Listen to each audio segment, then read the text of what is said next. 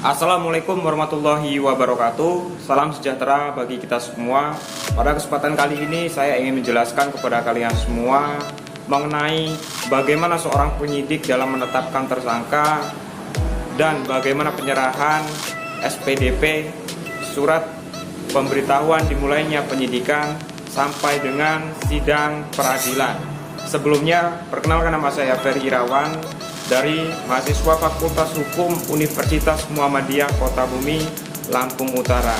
Video ini saya buat untuk memenuhi tugas daripada Bapak dosen Irhamuddin, Sarjana Hukum, Magister Hukum, dan untuk memenuhi ujian tengah semester.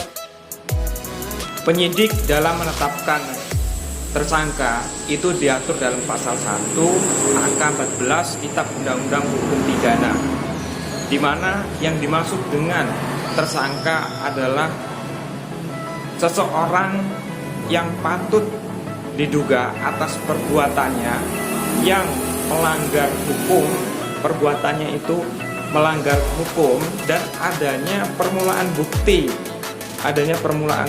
sehingga seseorang itu dapat diduga melakukan tindak kejahatan. Dan kemudian alat di hukum itu ada minimal ada dua alat bukti. Yang minimal itu teman-teman ada dua alat bukti. Apa saja sih alat bukti yang sah itu? Yang pertama adanya keterangan saksi, dan yang kedua adanya keterangan saksi ahli, dan yang ketiga adanya surat, dan yang keempat adanya keterangan terdakwa, dan yang kelima adanya petunjuk. Nah, jadi di situ dalam proses penyelesaian perkara di penyidikan, penyidik telah melakukan proses penyidikan terhadap peristiwa yang diduga melakukan tindak pidana, dan kemudian memberitahukan kepada penuntut umum. Cara memberitahukan kepada penuntut umum itu dengan memberikan suatu surat yang dinamakan dengan SPDP, surat pemberitahuan dimulainya penyidikan. Di dalam surat itu dilampirkan yang pertama laporan dari polisi, yang kedua resume BAP tersangka, dan resume berita acara atau BAP saksi, kemudian berita acara penyitaan, berita acara penggeledahan, berita acara penangkapan, dan berita acara penahanan.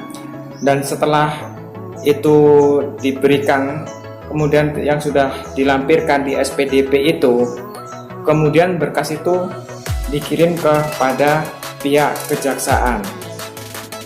Yang pertama, pengirim pertama itu hanya berbentuk berkas saja. Dan yang kedua, apabila berkas itu sudah lengkap, maka itu dinamakan dengan P21.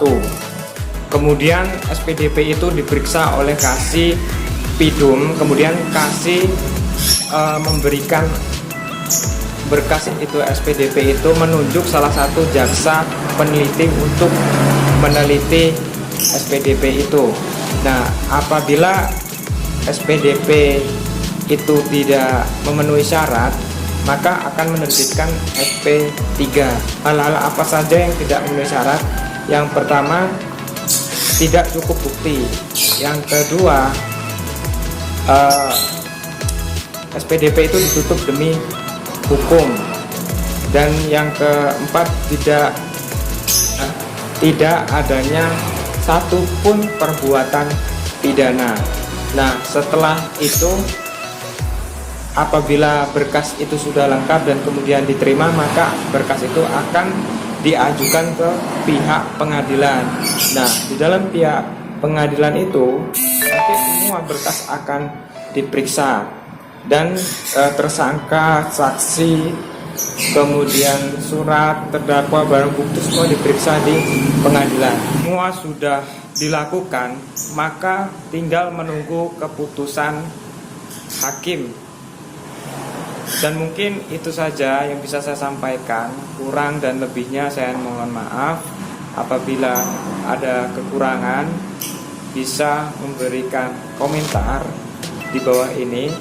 Dan apabila teman-teman ingin belajar lagi mengenai hukum, teman-teman bisa bergabung kepada kami di UMPO di Universitas Muhammadiyah Kota Bumi. Mungkin itu saja yang bisa saya sampaikan dalam video ini. Saya akhiri. Wassalamualaikum warahmatullahi wabarakatuh.